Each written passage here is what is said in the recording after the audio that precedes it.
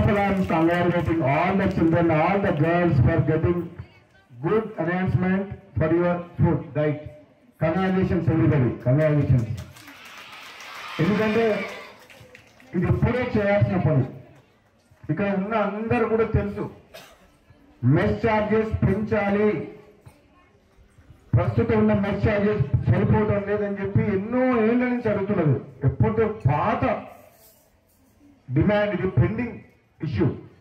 At least government ఇప్పుడు కనీసం మాలాంటి వాళ్ళము స్కూళ్ళలో తిరిగిన తర్వాత పోయి ప్రభుత్వం దృష్టికి తీసుకుపోయినాం, ముఖ్యమంత్రి గారి దృష్టికి, బట్టి విక్రమార్క అధికారుల దృష్టికి తీసుకెళ్ళి చాలా క్వాలిటీ చాలా తక్కువ ఉంది. ఆ పిల్లల ఆరోగ్యం చూస్తే పిల్లలు చిన్న వయసులో మంచి ఫుడ్ తీసుకుంటే, పోషకాహారం తీసుకుంటే ఆరోగ్యంగా ఉంటారు, బలంగా ఉంటారు, ఫిజికల్ ఫిట్నెస్ ఉంటుంది. లేకపోతే వాళ్ళు ఫ్యూచర్లో మళ్ళా హెల్దీగా ఉండరని చెప్పేసి చాలా సందర్భాల్లో నేను చెప్పడం జరిగింది. మీ ఇక్కడికి వచ్చిన స్వయంగా కూడా పోయినసారి మీ దగ్గర ధైర్యంగా మీటింగ్ పెట్టినప్పుడు ఒక అమ్మాయి, చిన్న అమ్మాయి వచ్చి చెప్పింది, అస్సలు బాగోదు సార్ నోట్లో పెట్టుకుంటుంది. ఏంటది? రాగిజావ. ఎవరా అమ్మాయి పేరు? ఏం పేరు? ఇక్కడ నువ్వేనా చెప్పిందా? ఏం పేరు? అప్పటికిప్పటికి ఇంకా బక్కగా నువ్వు అసలు బాగాలేదా?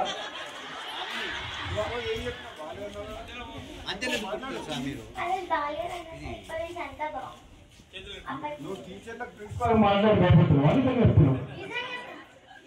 ఆ రోజు నాకు చెప్పిన తర్వాత రాగిజావ నువ్వు అంతకుముందు నువ్వు ముట్టుకునేటట్టు లేదు సార్, ఘోరంగా ఉంటుందని చెప్పినావు. అది ఇప్పుడు మంచిగా ఉందా, మారిందా, అట్లే ఉందా? నిజంగా కంగ్రాచులేషన్స్. నిజంగా మాత్రం నువ్వు వెయిట్ ఫుడ్ కావాలి, లావు కావాలి, మరి బక్కగా మరి ఆడే వచ్చినప్పుడు కొంచెం లావు కనబడుతుంది, బక్కగా కనబడుతున్నావు. అయిపోయినావు, ఆడినంగా అయిపోయినావా? ఏ క్లాస్ నువ్వు? 7th class. ఇంకా అయిపోయినావు నువ్వు మామూలుగా అయితే. మీ అన్నీ చెప్పారు రితిక, కంగ్రాచులేషన్స్, మంచిగా చదువుకో. మీ అనేది ఏంటంటే గర్ల్స్ అందరికి కూడా ఏం చెప్తున్నా అంటే, ఒక్కటి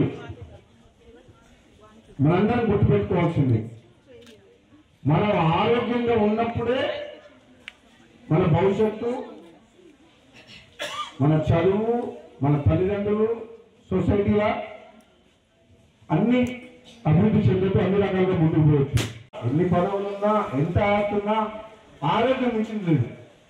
అందుకనే ఆరోగ్యం మంచిగా ఉండాలంటే మనం చేయాల్సింది ఏంటంటే మంచి ఆహారం, పోషకమైన ఆహారం తీసుకోవాలి. ముఖ్యంగా పిల్లల వయసులో మీరు తీసుకున్న మీ బేస్ ఫౌండేషన్, మీరు చిన్నప్పుడు మంచి ఆహారం తీసుకుంటే మీ భవిష్యత్తులో మీకు శారీరకంగా మంచిగా ఉంటుంది.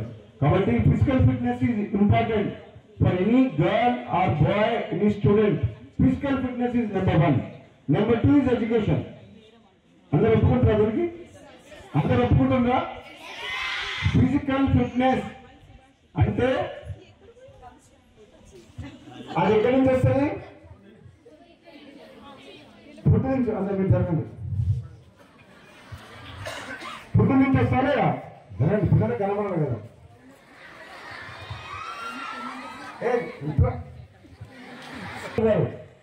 మీకు తెలుసు ఈ గవర్నమెంట్ అఫీషియల్ ప్రోగ్రామ్ ఇది. పిల్లలందరినీ కూడా మన పిల్లల్ని మన ఇంట్లో ఎట్లా చూసుకుంటున్నామో మీరు అట్లా చూసుకోవాలి. ఇక్కడ ఉన్న స్టాఫ్ మొత్తం అట్లా చూసుకోవాల్సిన బాధ్యత మీ ఉంది. ఎందుకంటే ఎంతో నమ్మకంతో వాళ్ళ తల్లిదండ్రులు ఎంతోమంది పేదలు చదువుల కోసం అని చెప్పి, వాళ్ళ పిల్లల భవిష్యత్తు కోసం అని చెప్పి వాళ్ళ కన్న పిల్లల్ని వదిలిపెట్టి వాళ్ళు ప్రేమకు దూరం అవుతారు. ఎందుకంటే చిన్నప్పుడు తల్లిదండ్రులు కలిసి ఉంటే ప్రేమ, వాళ్ళ ఆహారంతో పాటు అన్నిటితో పాటు ప్రేమను అందజేస్తారు తల్లిదండ్రులు. ఇంటర్మీడియట్ వరకు వాళ్ళు తీసుకున్న పోషక ఆహారం ఏదైతే ఉంటుందో చాలా ఇంపార్టెంట్. వాళ్ళ మెంటల్ ఫిట్నెస్ కూడా ఫిజికల్ ఫిట్నెస్ తో సంబంధం ఉంటుంది.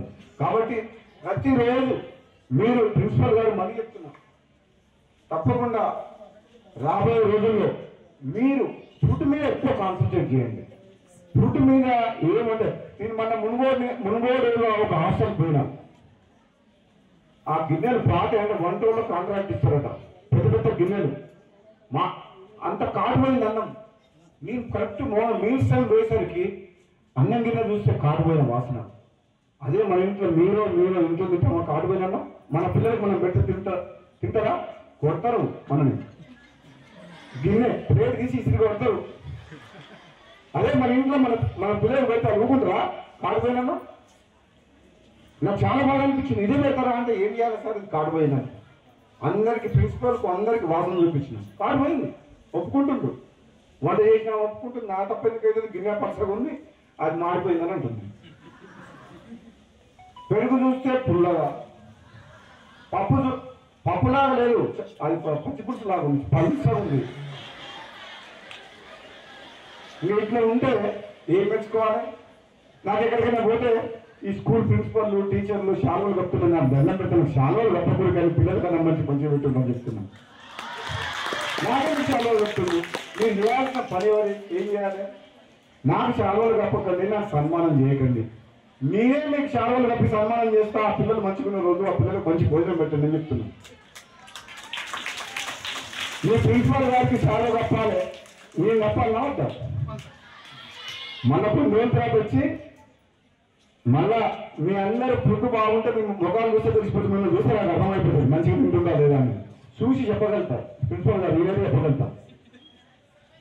తప్పకుండా ప్రిన్సిపల్ గారు మంచి కష్టపడుతున్నారు, ఇంకా చేయాల్సింది చాలా ఉంది. నేను అందరికి చెప్తున్నా, టీచర్స్ అందరూ, నాన్ టీచింగ్ స్టాఫ్ అందరూ చెప్తున్నారు, చేస్తున్నాం, కష్టపడుతున్నాం. కానీ నేను మన దేశం కాదు ప్రపంచ దేశాలు ఎన్నో తిరిగిన. ఎడ్యుకేషన్ ఎట్లుండాలి, పిల్లలు ఎట్లుండాలి, స్కూల్స్ ఎట్లుండాలి, చదువు ఎట్లా చెప్పాలి, వాళ్ళని ఏ విధంగా తీర్చిదిద్దాలి, చదువుతో పాటు ఆటల పోటీలు ఎట్లుండాలి, వాళ్ళ సంస్కారం ఎట్లా నేర్పియాలి, సమాజం పట్ల అవగాహన ఎట్లా కల్పించాలి, ఇవన్నీ చాలా విషయాలు మనము ఒక వాళ్ళని అన్ని ఆర్టిస్టులు కొందరికి కొన్ని ఉంటాయి టాలెంట్ ఉంటుంది, ఆ టాలెంట్ ఎట్లా సర్చ్ చేయాలి, వాళ్ళని ఎట్లా ఎంకరేజ్ చేయాలి, ఒక్కొక్కరిని వాళ్ళ పిల్లల్ని దృష్టిలో పెట్టుకోని చెప్పి మీరు తప్పకుండా ఇంకా చేయాల్సిన పని ఉంది. ఎందుకంటే ఇంకా మనము అసలైన తొలి వెలుగు. ఫాలో వాట్సాప్ @తొలి వెలుగు official.